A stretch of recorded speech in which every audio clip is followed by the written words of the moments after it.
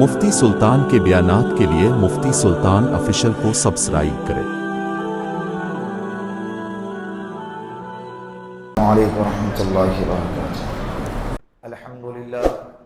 الحمدللہ نحمده ونستعینه ونستغفره ونؤمن به ونتوکل علیہ ونعوذ باللہ من شرور انفسنا ومن سیئات اعمالنا، من يهده الله فلا مضل له ومن يضلله فلا هادي له، ونشهد ان لا اله الا الله وحده لا شريك له، ونشهد ان سيدنا وسندنا وحبيبنا ومولانا محمدا عبده ورسوله،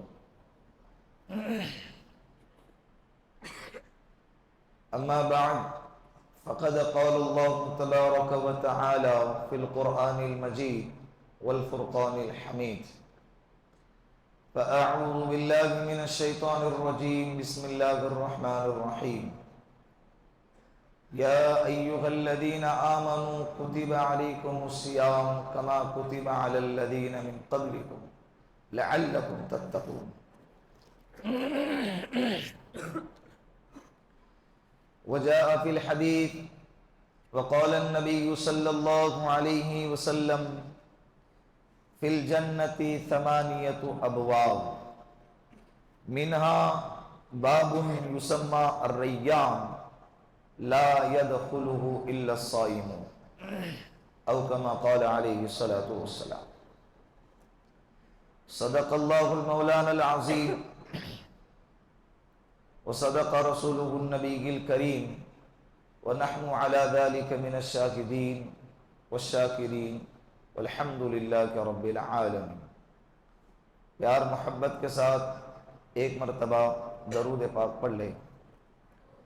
اللهم صل على محمد في اول كلامنا، اللهم صل على محمد في اوسط كلامنا، اللهم صل على محمد في آخر کلامنا۔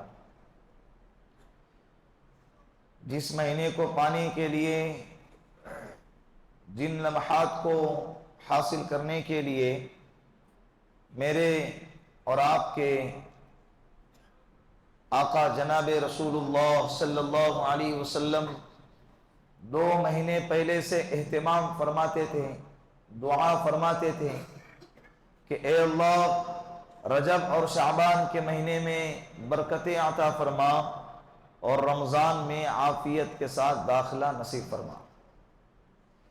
اللہ کا شکر ہے کہ اللہ نے وہ مہینہ ہم کو عطا فرمایا۔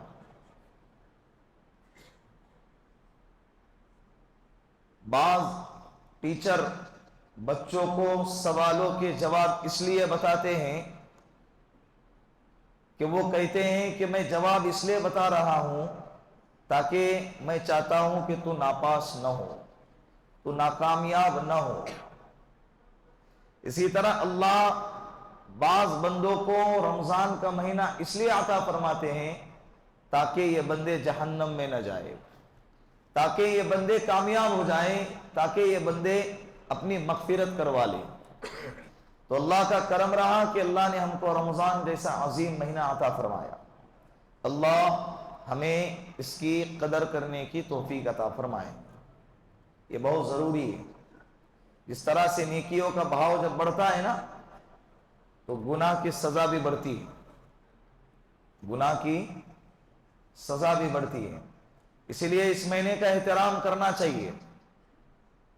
بہت سارے لوگ ایسے ہیں جو اس مہینے کے اندر روزہ نہیں رکھتے، حالانکہ روزہ فرض ہے۔ یا ایھا الذین آمنوا کتب علیکم الصیام، تم پر روزے فرض کر دیے گئے اے ایمان والو۔ ایمان والے ہیں نا ہم، تو اللہ کہہ رہے ہیں کہ ہم پر روزے فرض کر دیے گئے ہیں، جس طرح سے پہلے لوگوں پر فرض کر دیے گئے تھے۔ جب یہ حکم نازل ہوا تو اس حکم میں تھوڑی سی نرمی تھی کہ جو بندہ روزہ رکھنا چاہے رکھ لیتا، جو نہیں رکھ سکتا تھا اس کو فدیہ دینا ہوتا۔ بعد میں دوسرا حکم آیا، فمن شہید منکم الشہر فلیصم، اگر تم میں سے کوئی شخص رمضان کا مہینہ پائے اور وہ بالغ مرد ہے یا عورت ہے اور مسلمان ہے آزاد ہے مقیم ہے اور صحت مند ہے تو فلیصم، اس کو چاہیے کہ روزہ رکھے. اب کوئی چھوٹ نہیں ہے، اب کوئی چھوٹ. ہاں اگر ایسا بیمار ہے، دائمی بیماری لگی ہوئی ہے، ہمیشہ کی بیماری، رکھے گا روزہ تو بیماری بڑھیں گی یا مرنے کا اندیشہ ہے، تو ایسے شخص کے لیے فدیے کا حکم آج بھی باقی ہے. ایسے شخص کے لیے فدیے کا حکم آج بھی باقی. کچھ بیمار ایسے ہوتے ہیں جس کی بیماری وقتی ہوتی ہے، عارضی ہوتی ہے، اچانک بخار آ گیا، ٹائیفائڈ ہو گیا، نیمونیا ہو گیا، اللہ نہ کرے، اور جس کی وجہ سے اتنا سخت بیمار ہوا کہ وہ روزہ نہیں رکھ سکتا ہے، اور یہ بیماری 2 سے 3 دن تک چلتی رہی. اب یہ 2 اور 3 دن وہ روزہ نہیں رکھ پایا تو یہ 2 اور 3 دن کے روزے کا فدیہ نہیں ادا کرے گا، بلکہ رمضان کے گزرنے کے بعد اس کی قضا کرے گا. کیا کرے گا؟ قضا کرے گا. لیکن عذر ہو، بلا عذر نہیں، بغیر عذر کے روزہ چھوڑنا جائز نہیں ہے. روزہ رکھنا ہر مسلمان پر فرض ہے، اور یہ ہمارے اپنے نفع کے لیے. لعلکم تتقون، قرآن کہتا ہے تمہارے اپنے اندر تقوی پیدا ہوگا. تمہارے اندر کا جو ہے نا خناس اور جو خباثت، جو غلاظت، جو گندگی اندر بھری ہوئی ہے، 11 مہینے گناہ کر کر کے، 11 مہینے غفلت کی زندگی گزار کے دل پر جو گندگی کے پردے لگے ہوئے ہیں، اللہ کہہ رہے کہ رمضان کے روزے رکھنے سے وہ سارے پردے ہٹ جائیں گے. لیکن روزہ بھی اللہ کے منشے کے مطابق ہونا چاہیے. صرف روزہ سحری کر لیے، بھوکا رہا، پھر افطار کے وقت میں افطاری کر لیے، اس کا نام روزہ نہیں ہے. اس کا نام، اللہ کے رسول صلی اللہ علیہ وسلم نے فرمایا اگر کوئی شخص رمضان کے مہینے میں روزہ رکھنے کے باوجود اللہ نے جس چیز سے روکا ہے اس سے نہ رکا، اور جس چیز کو کرنے کو کہا ہے وہ نہ کیا، تو اس کے بھوکا رہنے کی اللہ کو کوئی ضرورت نہیں ہے. سوائے بھوکا رہنے کے ہم کچھ نہیں کر رہے. سحری کیے، سو گئے صبح سے لے کر ظہر تک. بعض لوگ تو بغیر فجر کی نماز پڑھے سو جاتے. مسجد تک آنے کے لیے ان کو دشواری ہوتی ہے. سحری کر لیے، ابھی 15 منٹ باقی ہے، نیند آ رہی ہے، رات میں 3 بجے تک جاگے ہیں یا سحری تک جاگ چکے ہیں، اب فجر کو جائیں گے، پھر آدھا گھنٹہ کٹیں گا. یہ بہت غلط بات ہے. روزہ جیسے فرض ہے نا، فجر کی نماز بھی فرض ہے. ایک فرض کے چکر میں دوسرا فرض چھوڑا جا رہا ہے. دوسرا فرض کیا ہو رہا ہے؟ چھوڑا جا رہا ہے. یہ نہیں ہونا چاہیے. حالانکہ اس میں زیادہ اہتمام ہونا چاہیے. سحری سے پہلے اٹھ کے تھوڑا اور جلدی اٹھ کے تہجد کا اہتمام کیا جائے. اللہ رب العزت اس وقت میں دعائیں قبول کرتے ہیں. اب اس مجمع میں جتنے لوگ بیٹھے ہیں اکثر و بیشتر، میں دعوے کے ساتھ کہتا ہوں، یہ دور ہی ایسا ہے کہ اکثر و بیشتر لوگ ایسے ہیں جس کو کسی نہ کسی پریشانی کا سامنا ہے. کسی نہ کسی کو، ہر ایک کی پریشانی الگ ہے، کسی کو کم ہے، کسی کو زیادہ ہے. یہ دکڑا اللہ کے سامنے سناؤ. یہ دکڑا کس کے سامنے سناؤ؟ مخلوق کے سامنے دکڑا سناؤں گے، مخلوق تمہارا تماشا بنائیں گی، مخلوق تمہارا مذاق اڑائیں گی، مخلوق تانے دیں گی، مخلوق احسان جتلائیں گی. اگر تمہارے حال پر رحم کیا اور تمہاری پریشانیوں کو دور کیا تو تم پر احسان جو کیا ہے اس کا احسان جتلائیں گی بعد میں. یہ دکڑا اللہ کے سامنے سناؤ. اللہ جب کہہ رہے ہیں کہ بھائی مجھ سے مانگو نا، میں دینے کے لیے بیٹھا ہوں. اور رمضان میں اکثر گھڑیاں ایسی ہیں جن گھڑیوں کے اندر دعائیں قبول ہوتی ہیں، ہم ان گھڑیوں کو ایسے ہی غفلت میں گزار دیتے ہیں. جو مانگنا ہے مانگو، دنیا مانگو، آخرت مانگو، اللہ سے اللہ کو مانگو. اللہ سے بولو، اللہ کو مانگو، اللہ مل جائے. اور جسے اللہ ملا، اطلبنی تجدنی، اے میرا بندہ میری طلب میں آ. وَإِن وَجَدْتَنِي وَجَدْتَ كُلَّ شَيْءٍ، جو میری طلب میں آئے گا، اللہ کہہ رہے میرا وعدہ ہے میں اسے مل جاؤں گا. وَإِن فُتَّنِي فَاتَكَ كُلَّ شَيْءٍ، اور جس نے مجھے پا لیا اس نے سب کچھ پا لیا، جس نے مجھے کھو دیا اس نے سب کچھ کھو دیا. اللہ مل جائے اس سے بڑھ کر اور کیا چاہیے. آئے میرے بڑے بڑے لوگوں سے کانٹیکٹ ہے, آپ لوگوں کو ٹینشن نہیں ہے. یہ ہوتا ہے. اب جب اللہ سے ہمارا کانٹیکٹ اگر مضبوط رہا تو ہمیں کیا ٹینشن؟ اللہ سے بڑا کوئی ہے؟ اللہ سے اعلیٰ کوئی ہے؟ اللہ سے عظیم کوئی ہے؟ اللہ سے زبردست کوئی ہے؟ تو جب ہمارا تعلق اور کنیکشن اللہ کے ساتھ جب جڑ جائے گا تو پھر ہمیں دنیاوی چیزوں کی کوئی پریشانی ہو سکتی ہے؟ اللہ سے مانگو. سحری کے تھوڑا پہلے جلدی اٹھ جاؤ, 2 رکعت کی نماز پڑھنے میں کیا وقت لگتا ہے؟ ہاتھ اٹھا کر اللہ سے مانگو. ٹائم نہیں ہے, اتنا مانگو, اے اللہ زندہ رکھ, ایمان پہ رکھ, جب موت آئے تو ایمان کے ساتھ بلا لے. فمن زحزح عن النار وادخل الجنة فقد فاز. جنت میں جانے کے لیے, جہنم سے بچنے کے لیے ایمان پر مرنا یہ شرط ہے. یہ بات یاد رکھے. فجر کی نماز ہے, بعض لوگوں کا مزاج ہے سحری کر لیے سو لیے ظہر تک, ظہر کو اٹھ لیے. ابھی رمضان کے مہینے میں روزے کی حالت میں روزہ رکھ کے ہم اللہ پر احسان نہیں کر رہے. یہ بات یاد رکھے. بہت سارے لوگ جو ہیں دوپہر تک سوئیں گے, سو کر اٹھنے کے بعد موبائل ہاتھ میں لیں گے اور 2-2, 3-3 گھنٹے تک گیم کھیلتے بیٹھتے. نوجوان طبقہ, اور جو نوجوانی سے اوپر ہے وہ ریل دیکھتے بیٹھتے. ریلز یوٹیوب پہ, انسٹاگرام پہ, فیس بک پر چلتے جا رہا ہے. کیا ہو رہا ہے انہیں خود سمجھ میں نہیں آ رہا ہے کہ میں کیا دیکھ رہا ہوں اور کیوں دیکھ رہا ہوں. پر روزہ ہے نا, روزہ ہے تو تلاوت کر, قرآن کی تلاوت کر. پڑھنے نہیں آتا اللہ کو یاد کر, قضائے عمری کر, نوافل پڑھ, مسجد میں لیٹا رہے. لیکن یہ موبائل کے اندر اپنے اوقات کو کیوں ضائع کر رہا ہے؟ اتنا وقت کہاں ہے؟ میں اس مسجد میں ایسے مقتدیوں کو بھی جانتا ہوں. ایک مقتدی کی کل کی کارگزاری سناتا ہوں, گزر گئے الحمدللہ, اللہ ان کو جزائے خیر عطا فرمائے. 3 روزے کل ہو گئے, 1 قرآن مکمل ہو گیا. کیا ہو گیا؟ 1 قرآن. ہم جیسے کو 1 پارہ پڑھنے 20 منٹ لگتے ہیں, 1 گھنٹے میں 3 پارے, تو انہیں 1 گھنٹے میں 2 پکڑ لو, تو 10 پارے پڑھنے کے لیے 5 گھنٹے تو چاہیے.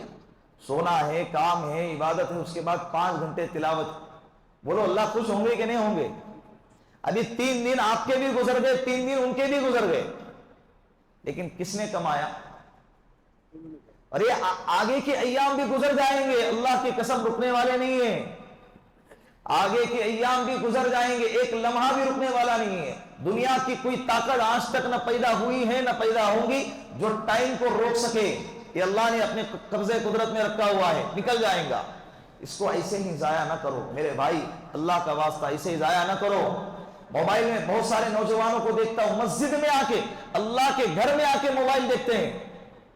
یہ اللہ کے عذاب کو دعوت دینا ہے, اللہ کے عذاب کو دعوت دینا ہے. گیم کھیلنے کی عادت چھوڑیں. یہود و نصارہ نے تم کو اس کا عادی بنایا ہے تاکہ یہ ان کے سر کا درد نہ بنے. ان کو لگا دو ایک ایسے فالتو کام کے اندر تو ہمیں ہماری طرف توجہ کرنے کی ان کو فرصت ہی نہ رہے. یہ نوجوان طبقہ لگ گیا پھر کام پہ, رات دن اسی میں لگا ہوا ہے نہیں؟ غلط کہہ رہا ہوتا ہوں. تو آج ارادہ کریں انشاءاللہ رمضان کے مہینے میں گیم نہیں کھیلیں گے. جو نہیں کھیلتے وہ فالتو وقت ضائع نہیں کریں گے موبائل کے اندر. یہ سب سے بڑا فتنہ ہے, یہ وقت کو ضائع کرنے کا سب سے بڑا ہتھیار ہے. وقت ضائع نہ کرو, وقت ضائع نہ کرو. ہمارے اکابرین کو خطوط آتے تھے, مسئلے مسائل کے لوگوں کے خطوط آتے تھے. رمضان کے مہینے کے اندر سارے خطوط بند, جو بھی ہے کس کے بعد؟ رمضان کے بعد. 60 قرآن کریم پڑھنے کا معمول تھا امام ابو حنیفہ رحمۃ اللہ علیہ کا, 1 دن میں اور 1 رات میں. 61 قرآن کریم کا, 1 دن میں 1 رات میں, اور 1 قرآن تراویح کے اندر سنتے تھے. کیا رمضان گزرتا تھا ان کا. چلے گئے, ہم بھی جائیں گے, ہماری بعد والی نسلیں آئیں گی, لیکن ہمارے جو زندگی کا ایک ٹائم اللہ نے دیا ہے نا 30-40 سال, اس میں ہم کیا کرتے ہیں وہ ہمارے ہی کام آئیں گا. ایک بات یاد رکھے, وقت گزرے گا, فلا تزر وازرۃ وزر اخری, کوئی کسی کے کام نہیں آئے گا.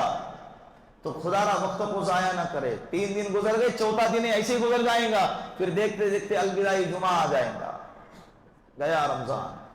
کیا ہو گیا؟ رمضان کے مہینے میں شیاطین قید ہوتے ہیں, اللہ کی طرف سے عبادت کی طرف مدد ملتی ہے، لوگوں کے قلوب نیکی کی طرف پھر جاتے ہیں بہت تیزی کے ساتھ، تو اس کا فائدہ اٹھائیں۔ اس کا کیا کریں؟ تو گناہوں سے اپنے آپ کو بچائیں۔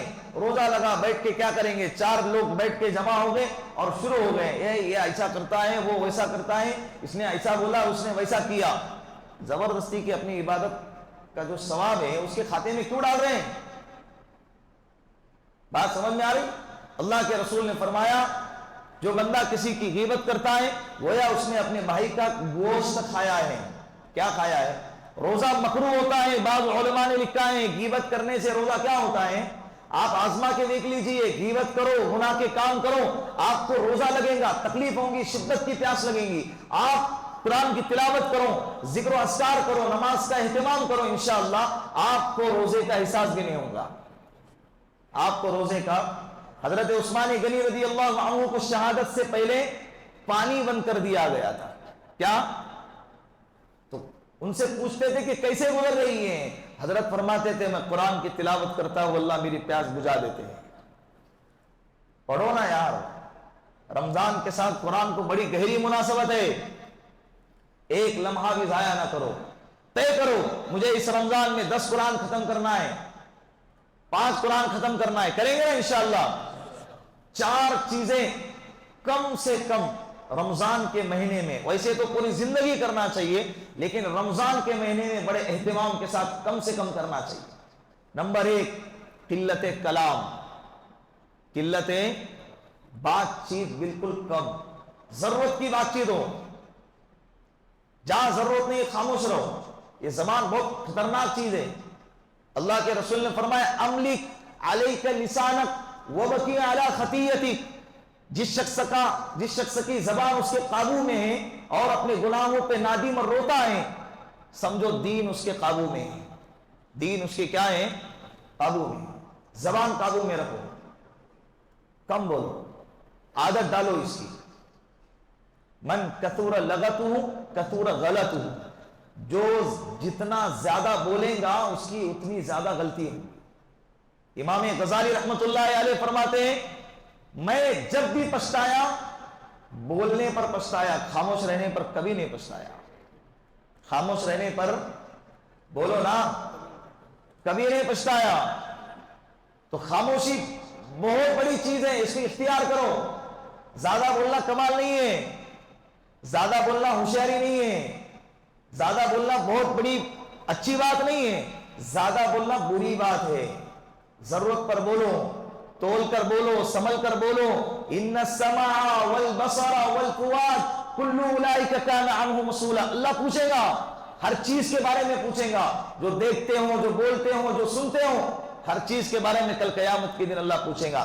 حضرت شیخ سعدی رحمت اللہ علیہ فرماتے ہیں بعض دفعہ انسان اپنی زبان سے ایسے بول دیتا ہے کہ جس کی وجہ سے، اس بول کی وجہ سے اللہ نے اس کو جہنم کے کس گڑھے میں اس کو ڈال دیا ہے اس کو بھی پتہ نہیں چلتا تھا۔ ہوتا ہے نا، بڑے بڑے بول دیتا ہے، اللہ حفاظت فرمائے۔ تو سب سے پہلی چیز کیا ہے؟ او سننے والوں، قلت کلام، بولو نا، بولو، زور سے بولو ذرا، یہاں بولو، بعد میں مت بولو، یعنی بعد میں کم بات کرو لیکن یہاں بولو میرے ساتھ میں، قلت کلام، کیا کرنا ہے؟ کم بات کرنا ہے۔ نمبر 2، قلت طعام، کم کھانا ہے۔ رمضان کا مہینہ بھوکا رہنے کا ہے، کھانے کا مہینہ نہیں ہے۔ پورا کانسیپٹ ہی بدل گیا، اس کا تصور ہی بدل گیا۔ غیر بھی آج کہنے پر مجبور ہیں تمہارا کھانے والا مہینہ آ رہا ہے، حالانکہ یہ بھوکا رہنے والا مہینہ ہے۔ کون سا مہینہ ہے؟ بھوکا رہنے والا مہینہ ہے۔ جتنی تکلیف پیٹ کو دن بھر دیتے ہیں، کوشش کرتے ہیں کہ افطار پہ اتنی زیادہ اس کو راحت پہنچائی جائے، اس کے چکر میں اور زیادہ تکلیف دے دیتے ہیں۔ جتنا زیادہ کم کھائیں گے اتنا آپ کو عبادت میں مزہ آئے گا۔ بات یاد رکھیں، نفس موٹا ہوتا ہے زیادہ کھانا کھانے سے۔ جب نفس موٹا ہوگا تو سستی آئیں گی، غفلت آئیں گی، پھر آپ کو عبادت سے روکیں گا یہ زیادہ کھانا۔ بعض لوگ افطاری میں اتنا کھاتے ہیں کہ تراویح بھی پڑھ نہیں پاتے، 20 رکعت تراویح، پھر امام صاحب جو رکوع میں جائیں گے پھر اٹھ کے صف میں آ کے شریک ہو جائیں گے. ہر 4 رکعت میں ٹن ہو کے دیوار کو سہارا لگا کر بیٹھیں گے. آج بہت بڑا تیر مار کر آئے. روزہ رکھا ہے بھائی. صحابہ کرام جنگوں پہ جاتے تھے. ہم نے کیا کیا ہے دن بھر روزہ رکھ کے بتاؤ. بہت سارے لوگ تو الحمدللہ پورا دن آرام کرتے ہیں. کیا کرتے ہیں؟ پورا دن آرام کرتے ہیں. یہ اللہ کا احسان ہے. اللہ آرام کروا کے ہم سے عبادت کروا رہے ہیں. اس کے باوجود اگر ہم اس میں سستی اور کمی کریں گے تو ہم سے بڑا محروم اور بدنصیب کون ہوگا؟ تو دوسرے نمبر پر کیا ہے؟ قلت طعام.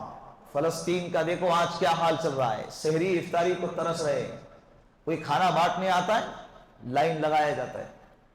4 لوگ گھر میں ہیں, کھانا 2 جن کا مل رہا ہے. اس میں بھی خوش ہو رہے, رو رہے, اللہ کا شکر ادا کر رہے. دسترخوان سجا ہوا ہے یہاں پہ ہمارا. 10 منٹ کا ٹائم. 10 منٹ میں کیا ہوتا؟ وہ اذان کے اور جماعت کے بیچ میں افطاری کے بعد 10 منٹ کا ٹائم رکھا ہوا ہے. بعض لوگ کیا ہے 10 منٹ میں کیا ہوتا؟ دسترخوان بھی صاف نہیں ہوتا, بہت سارا بچ جاتا ہے. پھر پورے نماز میں وہی توجہ, 2 سموسے باقی ہے, کلنگڑ کا اتنا حصہ باقی ہے. پھر پورے نماز کے اندر وہی خیالات چلتے ہیں. کم کھاؤ. کیا کرو؟ کم کھاؤ. امی عائشہ صدیقہ رضی اللہ عنہا فرماتی ہیں پوری زندگی اللہ کے رسول نے پیڑ بھر کے کبھی کھانا نہیں کھایا. پیڑ بھر کے کھانا نہیں کھایا. نبی کے جانے کے بعد اس امت میں سب سے پہلی بدعت جو شروع ہوئی ہے وہ کیا ہے؟ پیڑ بھر کے کھانا کھانا ہے. پھر اس کے بعد کھانا اتنا کھاتے ہیں کہ اس کو ہضم کرنے کے لیے فکر ہوتی ہے کہ کیا کرے بھائی, کیا کرے. پھر مغرب سے عشاء تک نوافل پڑھتے رہو. جتنے نوافل پڑھو گے اتنا کھانا جلدی سے ہضم ہوگا نا. اس کو ہضم کرنے کے لیے بھی پھر کھائیں گے. یعنی ایسے کوئی کھانے کی چیز تلاش کریں گے جس سے جو کھایا ہوا ہے وہ کھانا کیا ہو جائے؟ ہضم ہو جائے. لوہے کو لوہے سے کاٹا جاتا ہے, یہ جملہ استعمال کریں. تو قلتیں بولو نا. کم کھانا. کھانا کیا کرنا ہے؟ کم. سحری میں بھی کم. اتنا پانی پیئیں گے اونٹ کی طرح کہ بھائی وہ اونٹ کی صفت ہے جو ایک ساتھ میں اسٹاک کر کے رکھتی ہے, جب پیاس لگیں گی اس کے تھیلی میں سے نکال کے وہ پیئیں گی. وہ اللہ نے اس میں رکھی ہے, وہ ہم نے نہیں ہے. تم ایک وہ کیا ہے کلسی اور ایک گھڑا بھر کے بھی پیئیں گے نا, پیاس تو لگنا ہی ہے. اور پیاس نہ لگے وہ روزہ کیسا؟ جس روزے میں پیاس کی تکلیف نہ ہو اس میں روزے کی لذت کہاں محسوس ہوگی؟ پھر کیا روزہ رکھا آپ نے بتائیں؟ پیاس لگی ہو, بھوک لگی ہو, کھانا سامنے ہو, فریج میں ٹھنڈے چیزیں بھری ہو, پھر بھی نہ کھائیں. اے اللہ صرف تیرے لیے. اے اللہ کس کے لیے؟ صرف تیرے لیے. لگنے دو پیاس, لگنے دو. اس کم وقت کو 11 مہینے بہت کھا کھا کے جو ہے نا بڑھ چکا ہے. اب 1 مہینہ ستائے اسے, تکلیف دے اسے, بتائیں تو اپنے مرضی کا مالک نہیں, تو اللہ کے حکم کا پابند ہے. روزہ اسی لیے دیا ہے تاکہ پتا چلے بندوں کو ہم اپنے مرضی کے مالک نہیں ہیں. اب اس مجمع میں اکثروں کو روزہ ہوں گا, لیکن میں دعوے کے ساتھ کہتا ہوں یہ روزہ صرف اللہ کے لیے رکھتا ہوں گا. کیوں؟ اس لیے کہ پتا ہے روزہ ہے. اب میں گھر میں چلا جاؤں, میری بیوی سوئی ہوئی ہے, میرا بچہ سویا ہوا ہے, کوئی دیکھ رہا نہیں, مجھے تکلیف ہو رہی ہے, پیاس لگی ہے, 1 منٹ کا ٹائم لگے گا کچن میں جا کے مٹکے میں سے پانی نکال کے پینے میں, کتنا ٹائم لگے گا, لیکن میں پیوں گا. کون پیے گا؟ نہیں پیتا ہے. کس نے روکا؟ اللہ کے حکم نے روکا.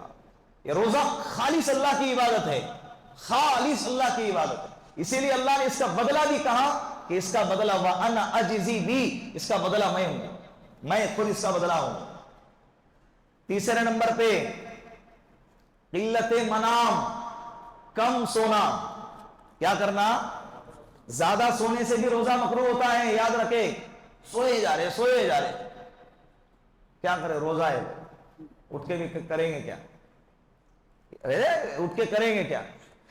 زیادہ سونا یہ روزے کو مکروہ کر دیتا ہے.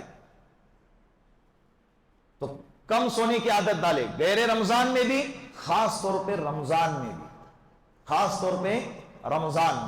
تو کتنے چیزیں ہو گئی؟ 3. قلت کلام, قلت منام, قلت طعام. چوتھے نمبر پر قلت اختلاط مع الانام، مخلوق کے ساتھ اختلاط کم رکھو. زیادہ رمضان کے مہینے میں میل جلاب محفلیں رمضان کے بعد، دوستی یاری کب؟ رمضان کے بعد. حضرت شیخ زکریا رحمت اللہ علیہ کا ایک دوست انہیں ملنے آیا رمضان میں، دوپہر کے قریب آیا، دیکھا حضرت تلاوت میں مشغول ہے، انتظار میں باہر بیٹھا رہا، وہ تلاوت چلتی رہی عصر تک. عصر کی نماز کے بعد پھر حضرت ذکر و اذکار میں لگے رہے مغرب تک، پھر بھی بیٹھا رہا، پھر مغرب سے اوابین کے پڑھنے میں لگے رہے عشاء تک، عشاء کے بعد پھر تراویح، پھر اس کے بعد جیسے تراویح سے فارغ ہو گئے پھر تلاوت میں مشغول ہو گئے. وہ کہنے لگا بھائی رمضان ہمارے پاس بھی آتا ہے لیکن ایسے بخار کی طرح نہیں آتا ہے، ان کا تو جا ہی نہیں رہا. وہ چلے گئے. وہ حضرت نے کہا جاؤ، مجھے تجھے نہیں اللہ کو منانا ہے. مخلوق بدلیں گی، خالق نہیں بدل سکتا. ہمارے پاس ایک ہی اللہ ہے. لوگ ناراض ہو گئے، چل نکل، دوسرے آئیں گے، دوسرے بدل کے دیں گے اللہ، لیکن اللہ ایک ہی ہے نا. اللہ ایک ہی ہے، ہمارا خدا ایک ہی ہے، وہ نہیں بدل سکتا، اور ہم کو اس کو بدلنا بھی نہیں ہے. جب بدلیں گے ہمارا ایمان ہی ختم ہو گیا. تو چوتھے نمبر پر قلت اختلاط مع الانام، مخلوق کے ساتھ بات چیت، زیادہ میل جلاب محفلیں رمضان میں بولو نہیں کریں گے نا انشاءاللہ. ضروری چند مسائل، میں زیادہ مسائل اس مرتبہ نہیں لے کر آیا ہوں. ہر جمعہ ہر سال بہت سارے مسائل آپ کے سامنے آتے ہیں، لیکن جو لوگ کثرت سے مسائل پوچھتے ہیں 2-3 مسائل آپ کے سامنے لے کر آیا ہوں، وہ بیان کر کے بات ختم کر دیتے ہیں. کن حالتوں میں روزہ نہیں رکھنا چاہیے؟ عورت اگر حیض کی حالت میں ہے، نفاس کی حالت میں ہے، بچہ ہو گیا، خون نکل رہا ہے، 15 دن 20 دن 25 دن جتنے دن خون نکلے گا وہ نفاس کی حالت میں ہے، لاسٹ ڈے 40، اس کے بعد بھی اگر خون نکلتا ہے تو 40 دن مکمل ہونے کے بعد خون نکل رہا تب بھی وہ روزہ رکھیں گی. حیض والی عورتیں کم سے کم 3 زیادہ سے زیادہ 10 دن، کسی عورت کو نکل رہا 8 9 10 11 دن ہو گئے پھر بھی خون نکل رہا، 10 دن تک روزہ نہیں رکھیں گی، لیکن 11واں دن بھی اگر نکل رہا ہے پھر بھی اس کے باوجود وہ غسل کر کے کیا کریں گی؟ روزہ رکھیں. بات سمجھ میں آ رہی؟ ان لوگوں کے لیے حیض اور نفاس کی حالت میں روزہ نہیں رکھنا ہے، روزہ نہیں رکھ سکتی ہے، لیکن ان روزوں کی بعد میں قضا کریں گی. نمازیں بھی نہیں پڑھنا ہے لیکن نمازوں کی قضا نہیں ہے، نماز ان لوگوں کے لیے معاف ہے، اس لیے کہ ہر دن 5 نمازیں اور 7 دن 6 دن کسی کے اگر ایام ہیں تو یہ نمازیں زیادہ ہوں گی تو عورتوں کو زیادہ دشواری ہوں گی. اللہ نے آسانی کا معاملہ فرمایا، تو نمازوں کی قضا نہیں ہے، روزوں کی قضا ہے. بات سمجھ میں آ رہی ہے؟ مریض ہے، اس کے لیے روزہ نہ رکھنا مباح ہے، جائز ہے، گنجائش ہے نہ رکھنا. سفر کی حالت میں، سفر بھی سفر شرعی ہو، سفر بھی کیا ہو؟ سفر شرعی ہو. میں نے گزشتہ جمعہ کو کہا تھا 77 کلومیٹر سے زیادہ اور 15 دن سے کم کا سفر ہے، تم مسافر ہیں، مسافر سفر کی حالت میں اگر روزہ رکھ سکتے ہیں عافیت سے، کوئی تکلیف کوئی دقت کوئی پریشانی نہیں ہے تو روزہ رکھنا افضل ہے. دوسرا نمبر پہ مریض ہے، مریض بھی ایسا مریض کہ جس کی بیماری کے بارے میں ڈاکٹر ماہر ڈاکٹر نے کہا ہو کہ بھائی تو روزہ رکھے گا بیماری بڑھے گی، تو اس کے لیے اس بیماری کے وقت تک روزہ نہ رکھنا مباح ہے، ٹھیک ہے، گنجائش ہے. حاملہ عورت ہے، کیا ہے؟ حاملہ عورت ہے، روزہ رکھیں گی دقت ہوں گی، گولیاں چالو ہوتے ہیں، ٹائم پر کھانا ہوتا ہے، اس لیے کہ ایک جان کے بجائے 2 جان ہوتی ہے، دونوں کی فکر کرنا ضروری ہے. تو حاملہ عورت کے لیے روزہ نہ رکھنا مباح ہے، لیکن ان ایام میں جتنے روزے چھوٹے ہیں ان روزوں کی بعد میں کیا کریں گی؟ یہ مسافر اور یہ بیمار بھی بعد میں قضا کریں گا. مسافر حضرات سمجھیں گے کہ روزہ معاف ہے، معاف نہیں ہے، ورنہ بعض لوگ تو رمضان کے مہینے میں پورا مہینہ ہی سفر میں نکلیں گے، بھائی روزہ معاف ہے چھوڑ دو، بعد میں اس کی قضا کرنا ہے. دودھ پلانے والی عورت، ابھی بچہ ہوا ہے اس کا، 2 سال تک دودھ پیتا ہے اور اس بیچ رمضان آ گیا اور روزہ رکھ کے، لیکن اگر روزہ رکھنے کے بعد بچے کو تکلیف نہیں ہو رہی ہے، دودھ برابر سے چل رہا ہے، برابر سے دودھ پی رہا ہے، تو اس عورت کو چاہیے کہ روزہ رکھ لیجئے. لیکن اگر اس کے روزہ رکھنے کی وجہ سے بچے کو دقت ہو رہی ہے، شریعت نے کتنا خیال رکھا. یرید اللہ بکم اليسر ولا یرید بکم العسر، اللہ کہہ رہے کہ تمہارے لیے اللہ آسانی چاہتے ہیں، تنگی اور دشواری اگر اللہ کہہ دیتے کہ دودھ پلانے والی عورت ہو یا حاملہ یا مریض یا بیمار مسافر ہو روزہ رکھنا ہے تو ہم کیا کر سکتے تھے؟ اللہ کے حکم کو ٹال سکتے تھے؟ رکھنا ہے تو رکھنا ہے، اللہ کا حکم ہے. لیکن اللہ نے آسانی، دودھ پیتے بچے کا بھی خیال رکھا ہے شریعت اسلام میں. مجاہد فی سبیل اللہ، اللہ کے راستے میں جہاد کرنے والا، خون کا ٹیسٹ کرنے سے روزہ نہیں ٹوٹتا. یہ 2-3 دن سے بہت سارے لوگوں نے پوچھا ہے، خون کا ٹیسٹ بلڈ ٹیسٹ کرتے ہیں نا، روزہ نہیں ٹوٹتا ہے. انجیکشن لگوانے سے بھی روزہ نہیں ٹوٹتا. گلوکوز کا باٹلا جب چڑھاتے ہیں اس سے بھی روزہ نہیں ٹوٹتا ہے، اس لیے کہ وہ باٹلا جو ہے نا گلوکوز ان نسوں کے ذریعے سے باڈی میں جاتا ہے، ڈائریکٹ حلق کے ذریعے سے پیٹ میں نہیں جاتا ہے. ڈائلیسس سے بھی روزہ نہیں ٹوٹتا، آکسیجن سے بھی روزہ نہیں ٹوٹتا، اس لیے کہ آکسیجن یہ خالصتاً صاف ستھری ہوا ہے، اس سے روزہ نہیں ٹوٹتا. خود بخود قے الٹی ہو گئی، خود بخود کیا ہو گئی؟ الٹی ہو گئی. الٹی 2 طرح کی ہوتی، ایک خود بخود ہونا اور ایک کرنا، ایک منہ بھر کے ہونا اور ایک منہ بھر کے نہیں ہونا. اگر خود بخود الٹی ہو گئی، چاہے منہ بھر کے ہو یا نہ ہو، خود بخود ہو گئی نا، بیماری کی وجہ سے متلی آ گئی تو روزہ نہیں ٹوٹتا. یاد رکھیے، الٹی ہو گئی روزہ توڑ دیتے، فوراً شربت پی لیتے نہیں، روزے کی طرح ہی رہنا ہے افطار تک. ہاں اگر انگلی ڈال کر اگر الٹی نکالا ہے تو منہ بھر کے اگر الٹی ہوئی ہے تو روزہ ٹوٹ جائے گا. بات سمجھ میں آ گئی؟ دانت سے خون نکلنا، اس سے بھی روزہ نہیں ٹوٹتا، بشرطے کہ وہ خون پیٹ کے اندر نہ چلا جائے. بعض لوگوں کے دانت سے خون نکلتا رہتا ہے، تو خون نکل گیا تھوک دو، نگل لیے روزہ ٹوٹ جائے گا. اللہ رب العزت ان باتوں پر ہم سب کو عمل کرنے کی توفیق عطا فرمائے. دیکھیں ایک ضروری اعلان ہے، دوسری جماعت 2:30 پر رکھی ہوئی ہے. میری آپ سے ادباً گزارش ہے، نماز ہونے کے بعد دعا تک کوئی پہلے تو ہلے نہیں. دعا ہونے کے بعد سنت اور نوافل جلدی پڑھے، ہو سکے تو گھر پہ جا کے پڑھے. اگر کوئی ڈائریکٹ اس کے بعد گھر جانے والا ہو، جاب پہ جانے والے ہیں تو ان کے لیے ٹھیک ہے، جلدی پڑھ لے یا اوپر جا کر پڑھ لے، اس لیے کہ دوسری جماعت کے لوگ باہر کھڑے ہوتے ہیں، ان کو دقت ہوگی، اس میں ٹائم زیادہ نہیں لگنا چاہیے. ٹھیک ہے نا؟ اللہ عمل کی توفیق عطا فرمائے. وآخر الدعوانا ان الحمد للہ رب العالمین.